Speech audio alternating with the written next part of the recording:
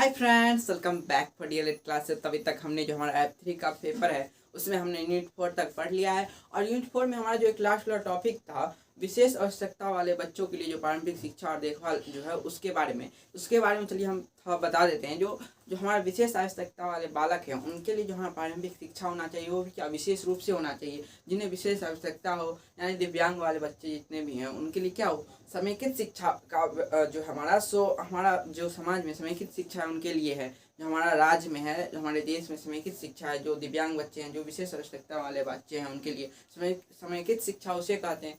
जिसमें जो देखिए जो हमारा शिक्षा जो है हमारे देश का क्या है, वो समावेशी शिक्षा वो सभी के लिए है। वो जो है सो किसी के साथ भेदभाव नहीं करता है, चाहे वो कैसे भी बच्चे हों, चाहे पढ़ा लिखा हो या पढ़ने लिखने में कमज़ोर हो या विशेष आवश्यकता वाले बच्चे हों। तो क्या है, कोई भेदभाव नहीं करता है, सभी बच्चे पढ़ लिख सकते हैं। तो समेकित शिक्षा हमारे जो है विशेष आवश्यकता वाले बच्चों के लिए दिया जाता है। जो बच्चों को जो क्या है सो जो सामान्य बच्चे के जो लेवल है ना, जो उनके जो पढ़ने का जिन उम्र में जो वो पढ़ रहे हैं सामान्य बच्चे, उन उम्र तक लाने के लिए एक प्रयास है, आप कह सकते हैं वो प्रयास है समेकित शिक्षा। समेकित शिक्षा के जरिए जो बच्चों को जिस चीज़ की जरूरत होती है, उसमें जिस चीज़ की कमी होती है ना, उस कमी को दूर किया जाता है। जैसे हमारे जो हैं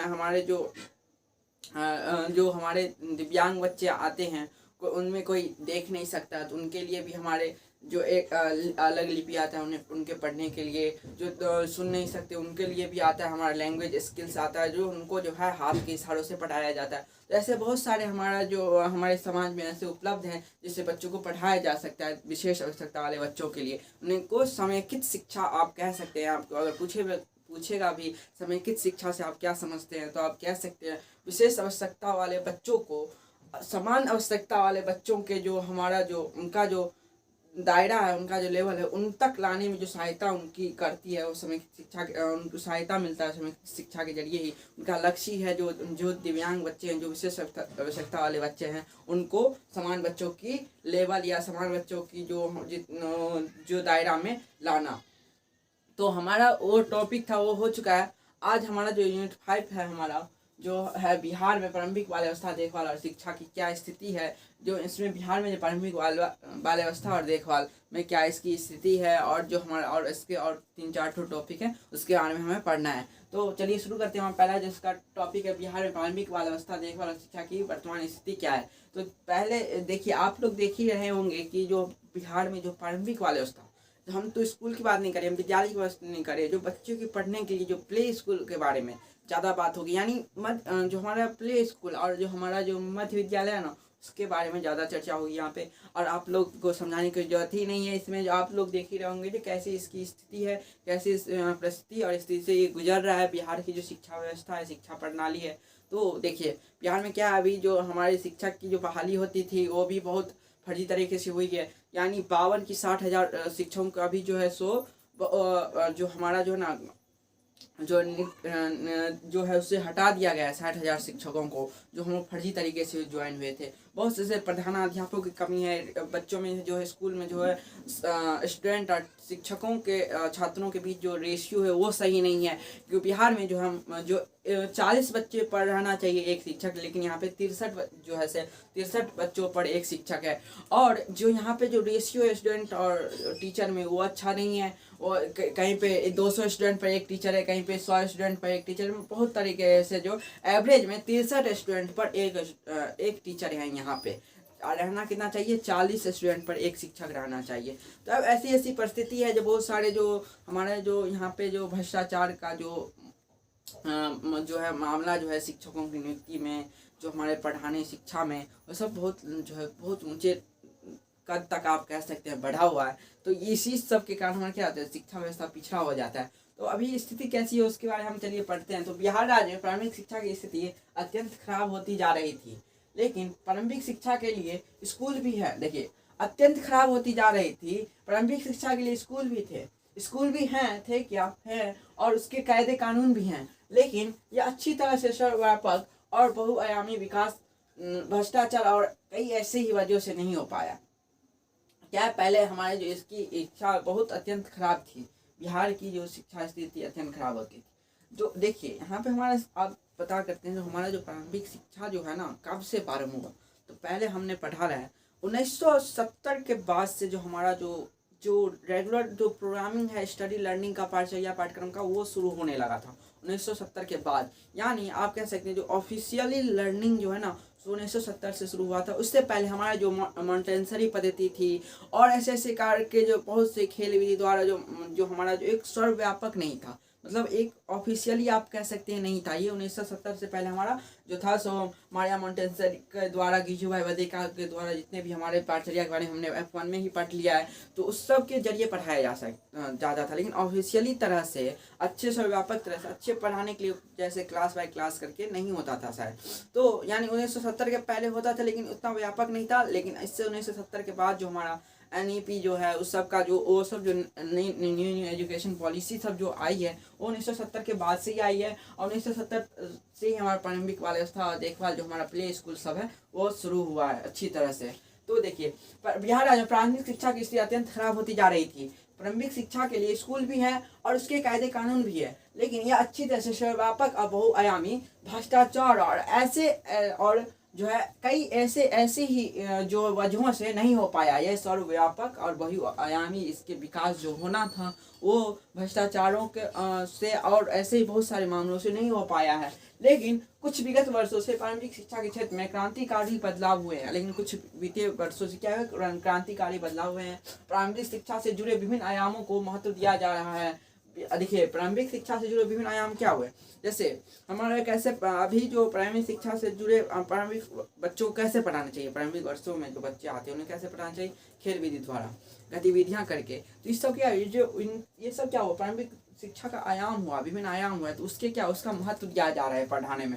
और बिहार में शिक्षकों और छात्र का अनुपात भी उचित नहीं है, इसलिए इनमें क्या है, थोड़ा गड़बड़ी हो रहा है। लेकिन इनमें जो है थोड़ा जो हमारा जो है ना सो अभी वृद्धि कर रहा। आप नहीं कह सकते हो जो वो एकदम से बेकार ही शिक्षा व्यवस्था, ऐसा अब नहीं हो सकता। क्योंकि हमारा जो न्यू शिक्षा नीति NEP 2020 आई है, प्रारंभिक शिक्षा पर वो बहुत फोकस कर रही है। अगर आपने हमारा पिछला वीडियो देखा हुआ NEP के बारे में, एक सेपरेट वीडियो बनाया हुआ, वहाँ पे आप देखिएगा मैंने अच्छे से डायग्राम बना के दिया हुआ है। जो अगर वो आप देख लीजिए, जो उसमें क्या है, जो हमारा जो 3 वर्ष से ऊपर यानी 6 वर्ष से नीचे वाले बच्चे जितने भी हैं जो प्ले स्कूल में पढ़ रहे हैं या उनके पूर्व प्राथमिक शिक्षा पर ज़्यादा जोर दिया जा रहा है। अगर किसी का बेस मजबूत होता है ना, तो वही आगे जाके विकास करता है। क्या है, इसमें जो हमारे जो उनके आयाम हैं उसको महत्व दिया जा रहा है। और इसमें जैसे कि मैंने बताया, बिहार में शिक्षकों और छात्र का अनुपात भी उचित नहीं है। हमारी शिक्षा व्यवस्था की ऐसी स्थिति है जो पहले अत्यंत जो है सो खराब थी, लेकिन धीरे धीरे क्या है वो रिकवरी कर रहा है। जो हमारा जो आप ऐसे नहीं कह सकते जो हमारा पूरा जो शिक्षा व्यवस्था बिहार का बेकारी हो, धीरे धीरे सुदृढ़ हो रहा है। जैसे कि अभी मैंने बताया, और NEP अगर 2020 अगर लागू होगा तो और धीरे धीरे सुदृढ़ होना प्रारंभ कर देगा और धीरे धीरे सुदृढ़ होना चालू भी हो गया है। तो देखिए, यहाँ पे हमारी स्थिति है उसके बारे में हमने जान लिया जो कैसे स्थिति है। यानी आप कह सकते हैं जो विकासशील है, ना ही बहुत ही बर्बाद स्थिति में है और न ही बहुत विकसित ही है। ये जो है आप बीच बीच में कह सकते हैं जो पहले नहीं था और धीरे धीरे प्रोग्रेस कर रहा है। तो हमारा जो यहाँ पे देखिए, यहाँ पे बच्चों में क्या है, यहाँ पे भ्रष्टाचार के मामले से जो स्थिति जो है शिक्षा व्यवस्था की स्थिति ना, वो बहुत डाउन चला जा रहा है। उसका विकास अच्छी तरह से नहीं हो रहा है। क्योंकि आप जो आंकड़ा देखेंगे तो बहुत सारे ऐसे शिक्षक हैं जो अभी भी निलंबित किए जा रहे हैं, जो अभी जो हमारे जो फर्जी तरीके से ज्वाइन हुए हैं। जो शिक्षक फर्जी तरीके से ज्वाइन होंगे, बच्चों क्या पढ़ाएंगे। कितने स्कूल में तो प्रधानाध्यापक जो है सही से नहीं है, कोई तो अभी एग्जाम से ठीक से नहीं निकाल पाते हैं शिक्षक सब। तो इस समय क्या है, तो बच्चों को कैसे शिक्षा देंगे अगर उनमें अभी आप पढ़ रहे हो, अब ये सब जान रहे हो जो बच्चों को ऐसे पढ़ाना है खेल गतिविधियों द्वारा, और जो अगर ये पढ़ाई नहीं हो यहाँ से नहीं और कहीं और दूसरे से या कोई बुक से या दूसरे यूट्यूब चैनल से, अगर ये सब जाना ही नहीं हो तो पढ़ाएगा कैसे बच्चों को। वो तो मार पीट के पढ़ाएगा, नहीं पढ़ेगा तो नहीं पढ़ेगा और भगा देगा। नहीं पढ़ना है नहीं पढ़ो, वो मारेगा उसको। अगर बच्चा नहीं पढ़ेगा तो वो मारेगा, गुस्सा आएगा तो उसको। ये सब क्या है, तो ये सब जो शिक्षा की कमी है, जो उनमें पढ़ाने कैसी है, इसकी जो गुण है, पढ़ाने के गुण की कमी होती है, इसलिए बच्चों नहीं पढ़ पाते हैं, बच्चे शिक्षा से भागने लगते हैं। इसमें एक गलती मास्टर की भी होती है। अगर बच्चा अगर शिक्षा से भाग रहा है, पढ़ने से भाग रहा है, तो उसमें एक गलती जो थोड़ी सी भी हो, लेकिन गलती शिक्षक की भी होती है। अगर वो शिक्षक वहाँ बच्चे को नहीं पढ़ा पा रहा है और बच्चों को अच्छे समझ नहीं आ रहा है और वो शिक्षा से भाग रहा है, पढ़ने से भाग रहा है, तो गलती तो बच्चा की थोड़ी है, लेकिन मैं ज़्यादा कहूँगा शिक्षक की गलती होती है। क्योंकि उसे ऐसे आप माहौल बनाइए ना, आप ऐसे उसको पढ़ाइए जिससे उसको अच्छा मन लगे, अच्छे से वो पढ़ सके। उसके बाद हमारा दूसरा पॉइंट है, राज्य में प्रारंभिक बाल व्यवस्था शिक्षा को 8 वर्ष तक विस्तार देने का अर्थ क्या है। 8 वर्ष तक विस्तार देने का अर्थ, तो देखिए, राज्य में प्रारंभिक बाल अवस्था की शिक्षा संरचना को 8 वर्ष तक विस्तार देने का अर्थ है कि प्राथमिक शिक्षा की संरचना 8 वर्ष तक हो। तो यहाँ पे गौर कीजिएगा, क्यों 8 शिक्षा की संरचना, शिक्षा सिस्टम 8 वर्ष तक हो, बच्चे 8 वर्ष तक नहीं हो। बच्चे की जो देखिए यहाँ पे जो इस बच्चे की उम्र 8 वर्ष तक नहीं हो, बच्चे की जो शिक्षा सिस्टम है वो 8 वर्ष तक हो, 8 वर्ष बढ़ा दी गई है। यानी यहाँ पे जो बच्चों की प्रारंभिक बाल अवस्था की शिक्षा संरचना है ना, जो प्रारंभिक बाल अवस्था है वो 8 वर्ष तक विस्तार हो। यानी देने का अर्थ है प्राथमिक शिक्षा की जो संरचना है, जो पूरा सिस्टम है प्राथमिक शिक्षा की, वो 8 वर्ष तक हो। तो इसमें देखिए मैंने और अच्छी तरह से लिखने के लिए लिखा है, जो 1 से 3 वर्ष तक पूर्व प्राथमिक शिक्षा व्यवस्था हो। 1 से 3 वर्ष तक क्या हो, यहाँ पे पूर्व प्राथमिक शिक्षा हो। 1 से 3 वर्ष तक पूर्व प्राथमिक शिक्षा, और 7 से 8 वर्ष तक प्राथमिक शिक्षा हो। 7 से 8 वर्ष तक प्राथमिक शिक्षा, यहाँ देखिए 8 वर्ष तक हुआ ना, यहाँ पे क्या हुआ 8 वर्ष तक बच्चों में जो हो, जो 8 वर्ष तक जो बच्चे जो हो सो प्राथमिक शिक्षा ग्रहण करें। यानी 1 से लेके आप 8 तक कह सकते हैं, जो 8 साल उसके लगेगा प्राथमिक शिक्षा ग्रहण करने में। और उसी 7-8 में जो हो सो 4 या 5 के वर्ष में निम्न प्राथमिक शिक्षा हो। 4 से 5 वर्ष क्या हो, निम्न प्राथमिक शिक्षा, यानी 1 to 5। और 5 to 8 का जो हो ना, सो क्या हो 3 से 2 वर्ष की उच्च प्राथमिक शिक्षा हो। 5 to 8 क्या हुआ, 5 क्लास से 8 क्लास तक कोई अगर बच्चा जाएगा तो कितने साल तक उच्च प्राथमिक शिक्षा करेगा, 3 या 2 साल तक। आप यहाँ पे 5 भी लिख सकते हैं, यहाँ पे 6 भी लिख सकते हैं। यानी 9th क्लास से पीछे भी यहाँ पे आप 1-3 लिखे यहाँ पे, या आप जो लिखिए यहाँ पे देखिए 4 या 5 वर्ष से यहाँ पे आप क्या 3 क्लास से जाता है, फिर 5-6 से ऐसे क्यों क्या बढ़ता है। पूर्व प्राथमिक शिक्षा हमारा कहाँ तक होता है, 6 वर्ष से पूर्व तक होता है। और यहाँ पे क्या होता है 6 वर्ष से आगे जो होता है 1 क्लास में जाता है, फिर 1 से ऊपर जाता है। तो ये क्या होता है हमारा पूर्व प्राथमिक शिक्षा, जो हमारा जो होता है उससे आगे जाते हैं प्राथमिक शिक्षा होता है। यानी 1 से 3 वर्ष तक बच्चों में पूर्व प्राथमिक शिक्षा की व्यवस्था होती है। 1 से 3 वर्ष यानी नर्सरी, LKG, UKG। 1 से लीजिए या 3 वर्ष लीजिए, आप 3 वर्ष ही लीजिए, नर्सरी, LKG, UKG। उसमें 6 साल से पहले वाले बच्चों के लिए बच्चों का साल नहीं लिखा हुआ है, ये शिक्षा सिस्टम का साल लिखा हुआ है। यानी 3 वर्ष तक बच्चों क्या नर्सरी, LKG, UKG होना चाहिए। 7 से 8 वर्ष तक प्राथमिक शिक्षा होना चाहिए। यानी 7 से 8 वर्ष तक 1 to 8 तक जो क्या है 1 से 8 तक अगर कोई लगातार बच्चा पढ़ता है तो क्या 8 साल तक पढ़ेगा ना। तो ये 8 साल तक क्या है प्राथमिक शिक्षा का संरचना है। और उसमें 4 या 5 वर्ष निम्न प्राथमिक शिक्षा, 4 या 5 वर्ष निम्न प्राथमिक शिक्षा मतलब 1 से लेके 5 तक। और सेकेंड में 3 या 2 वर्ष तक उच्च प्राथमिक शिक्षा, यानी 5 to 8 तक, यानी 3 साल हुआ ना, 5, 6, 7, 8 5, 6, 7, 8 क्या हुआ 3 वर्ष तक उच्च प्राथमिक शिक्षा ग्रहण किया। तो 3 या 2 वर्ष तक उच्च प्राथमिक शिक्षा ग्रहण करे, या 4 या 5 वर्ष तक निम्न प्राथमिक शिक्षा ग्रहण करे। यहाँ पे आप थोड़ा अगर आप वीडियो अच्छी और नहीं समझ सके तो इसे और थोड़ा पीछा करके आप समझ लीजिए अच्छी तरह से। ये जो 4 और 5 लिखा हुआ है सो सिस्टम के बारे में लिखा है, जैसे संरचना हो सो 4-5 वर्ष का हो, बच्चों 4-5 वर्ष का नहीं हो, या 2 या 1 वर्ष का नहीं हो। क्या सिस्टम जो है इसका जो संरचना हो वो 4-5 वर्ष को हो, या 3 या 2 वर्ष की उच्च प्राथमिक शिक्षा यानी 5 to 8 हो। और उसके बाद हमारा देखिए प्रत्येक बालक तथा बालिकाओं को न्यूनतम 7 या 8 वर्ष निःशुल्क तथा अनिवार्य शिक्षा की व्यवस्था हो। क्या है 7 या 8 वर्ष तक निःशुल्क शिक्षा, अनिवार्य शिक्षा की व्यवस्था हो।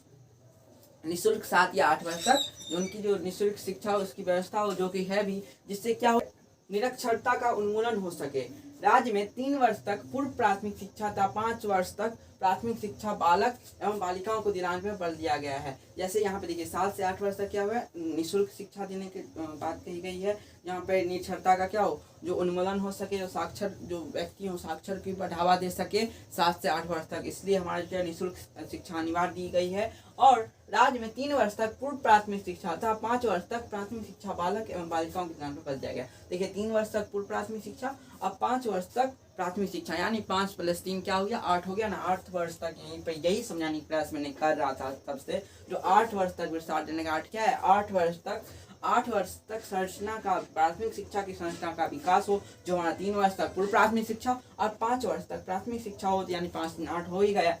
और उसके बाद देखिए प्राथमिक शिक्षा की विशेष रूप से समुचित व्यवस्था किए जाने हेतु पिछले कई वर्षों से प्रयास किए जा रहे हैं, जिसमें पहला हमारा है राष्ट्रीय स्तर पर जिला प्राथमिक शिक्षा कार्यक्रम 1994 में आया था ये राष्ट्रीय स्तर पर जिला प्राथमिक शिक्षा कार्यक्रम।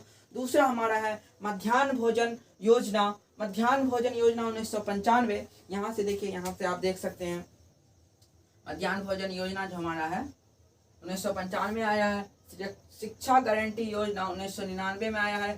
शिक्षा गारंटी योजना 1999 में आया है। और उसके बाद हमारा सर्व शिक्षा अभियान, इसके बारे में सभी ने सुना ही होगा। सर्व शिक्षा अभियान 2000 में आया है। और सुभाष चंद्र बोस साक्षरता मिशन कार्यक्रम 2000 में ये अभी आया है।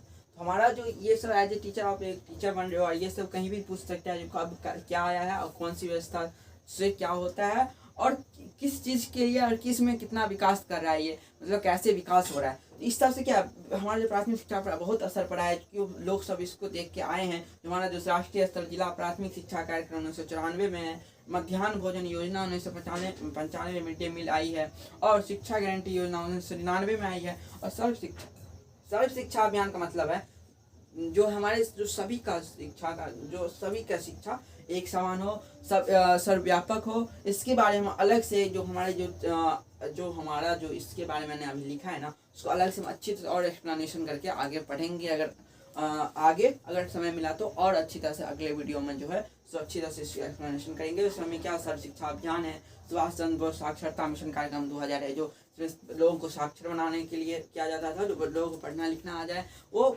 पढ़ लिख सके। देखिए साक्षर का मतलब क्या हो, जो वो एक लिटरेसी ना रह जाए, वो अनपढ़ ना रह जाए, वो ऐसा उनको बना दे जो मतलब ना ही वो खूब पढ़े लिखे, मतलब ना वो ज्ञानी हो। अब अभी जो हमारा शिक्षा है क्या है, जो हमारा साक्षर लोगों को बना रहा था, इस टाइम का शिक्षा हमारा साक्षर बना रहा था। इसमें आप ऐसा समझ लीजिए, जो अपना नाम किसी को लिखने आ जाए ना, वो साक्षर हुआ। अगर कोई अपना नाम लिख रहा है तो वो साक्षर हुआ। और अगर आप देखिए, आप साक्षर के साथ आप क्या है, आप ज्ञानी भी है, आप में बुद्धि भी है। आप जो है सो बहुत सारे ऐसे अपना जो है कुछ ऐसे सेंटेंस भी लिख सकते हो, और ऐसे बहुत सारे आप कुछ वर्ड भी बना सकते हो। जो आप में जो है इंग्लिश भी अच्छी तरह से बोल सकते हो, आप समझ भी सकते हो, आप रीडिंग भी अच्छी तरह से कर सकते हो। ये सब क्या आप मतलब पढ़ रहे हो, साक्षर भी हो, और साक्षर से साथ आप आगे भी बढ़ रहे हो। साक्षर तो सभी कहलाएंगे, जो पढ़ रहे हैं साक्षर है। अपना नाम लिख रहा है साक्षर कहलाएगा। तो आपका नाम लिखने आ जाता है, जिसको थोड़ा बहुत पढ़ने आ जाता है, तो आप उसे साक्षर कह सकते हो। जिसमें अक्षर का ज्ञान हो वही साक्षर हो। तो ये हमारा देखिए जो हमारा है, जो हमारा इसके बारे में पढ़ लिया। और हमारा जो यहाँ पे राज्य में प्राथमिक शिक्षा के विस्तार के लिए प्रोत्साहन योजना भी है, निःशुल्क यूनिफॉर्म एवं बैग वितरण का योजना भी है। ये सब योजना क्या है हमारे जो राज्य में है वो चल रहा है। प्रोत्साहन योजना, निःशुल्क यूनिफॉर्म एवं बैग वितरण। अच्छा, अभी तो निःशुल्क यूनिफॉर्म के लिए अभी तो हमारा जो पैसा दे देता है बैंक अकाउंट में सरकार। उसके बाद हमारा छात्रवृत्ति योजना है। उसके बाद क्या है, पोषाहार योजना है, छात्रवृत्ति योजना है, बहुत सारे हैं। हमारा साइकिल का भी पैसा आता है। छात्रवृत्ति में जो हमारे बहुत सारे ऐसे सरकार देता रहता है जो पैसा है। हमारा 10th पे मैट्रिक में भी फर्स्ट करने पे मिलता है पैसा, इंटर में भी लड़कियों को मिलता है। ये सब क्या है, छात्रवृत्ति योजना है। पोषाहार योजना है, जो भोजन के लिए मिलता ही रहता है बच्चों को। आंगनबाड़ी में भी बच्चों को मिलता है, जो गर्भवती महिलाएं होती हैं उनके लिए भी पोषाहार भोजन जो है मिलता रहता है। चावल सब ऐसे चावल सब जो है सो मिलता रहता है। देखिए, तो हमारा जो ये आप ये ध्यान में रख सकते हैं, जो हमारे समुचित व्यवस्था के विकास के लिए कई जो हमारे प्राथमिक शिक्षा के लिए सरकार क्या कैसे कैसे प्रयास कर रही है, और प्रयास में कैसी कैसी जो आप योजनाएं हैं सो ला रही है। तो योजना का नाम आप याद कर लीजिएगा। जो है राष्ट्रीय स्तर पर जिला प्राथमिक शिक्षा कार्यक्रम 1994, मध्याह्न भोजन योजना 1995, शिक्षा गारंटी योजना 1999, सर्व शिक्षा अभियान 2000, और सुभाष चंद्र बोस साक्षरता मिशन 2000 कार्यक्रम 2000। और राज्य में प्राथमिक शिक्षा विस्तार के लिए जो है प्रोत्साहन योजना है, निःशुल्क यूनिफॉर्म में बैग वितरण है, और छात्रवृत्ति योजना है, पोषाहार योजना है। इस सब के चलते लोग क्या है थोड़ा जो है लालच में आते हैं, बच्चों को पढ़ने भेजते हैं, जाओ पढ़ो। ऐसे अगर आप अटेंडेंस बनाओगे, अगर स्कूल जाओगे तो आप में ये छात्रवृत्ति आएगी, स्कूल का पैसा, स्कूल ड्रेस का पैसा आएगा, मिड डे मील जो है सो खाना वितरण होगा, तो आप खाना भी खा सकते हो। ऐसे जो बच्चों में आप गार्जियन में भी लालच पैदा करनी पड़ती है, जो आए वो स्कूल किसी भी बच्चों को भेजे स्कूल आने पढ़ने के लिए, नहीं तो बच्चे भी नहीं आते। अगर ये सब योजना बहुत मदद किया है बच्चों को स्कूल में पढ़ने के लिए, क्योंकि अगर ये योजना ही नहीं रहता है तो कोई प्रेरित नहीं होता है स्कूल आने के लिए। क्यों प्रेरित होगा, पहले के बच्चों की क्या सोचती, मतलब क्या पढ़ेगा वो, पढ़ के क्या करेगा, जो हमारा खेती बाड़ी ये करेगा आगे, मतलब वो सर्वव्यापक तरह से नहीं सोच सकते कि, क्योंकि शिक्षा की कमी थी। अभी जो हमारा समाज है, हमारे जो लोग हमारे समाज को अच्छी तरह से सोच सकते हैं, आगे सोच सकते हैं। तो क्या हमारे जो ज्ञान का विस्तार हुआ है, लोग क्या साक्षर से आगे बढ़े हैं, बुद्धिमानी की ओर जो है ज्ञान का जो है विस्तार हुआ है, जिससे लोग हमारे बहुआयामी सोच सकते हैं, जो बच्चों के अपने आगे बच्चों की पीढ़ी में कैसे विकास होगा। तो इस सब के जरिए ही हो पाया है। प्रोत्साहन योजना, कार्य, निःशुल्क यूनिफॉर्म जो है, बैग वितरण जो है, छात्रवृत्ति योजना है, पोषाहार योजना है, तो इस सब के कारण ही हो पाया है। जो बच्चों में जो बच्चे के जो गार्जियन हैं उनके भी में भी लालच आता है, जो जाए स्कूल जाएगा तो उसको फ़ायदा मिलेगा, और बच्चा स्कूल आएगा तो उसको तो फ़ायदा मिलता ही, ऐसे भी मिले चाहे वैसे भी, पढ़ने के लिए भी, और जो आर्थिक जो उनकी मदद होती है उसके जरिए भी उनको जो है सो स्कूल के जरिए मदद मिलती है। तो हमारा जो आज का वीडियो है वो यहीं तक है। हम मिलेंगे नेक्स्ट वीडियो में अगले टॉपिक के साथ। अगर वीडियो आपको अच्छा लगा हो, अगर आप समझे हो तो लाइक कर दीजिएगा, और वीडियो को अपने फ्रेंड में जो है ना सो शेयर कर दीजिएगा, क्योंकि वीडियो की जो पहुंच है वो डाउन हो जा रही है, वीडियो पे उतने व्यूज़ नहीं आ रहे हैं। जो वीडियो बनाने का भी थोड़ा मन नहीं करता रहता है, अगर वीडियो में व्यूज़ नहीं आता है तो आप लोग शेयर नहीं करते हो, वीडियो देख लेते हो, तो प्लीज़ शेयर कर दीजिएगा और एक कमेंट जरूर कीजिएगा। बाय, स्टे ट्यून्ड, मिलेंगे नेक्स्ट वीडियो में, बाय।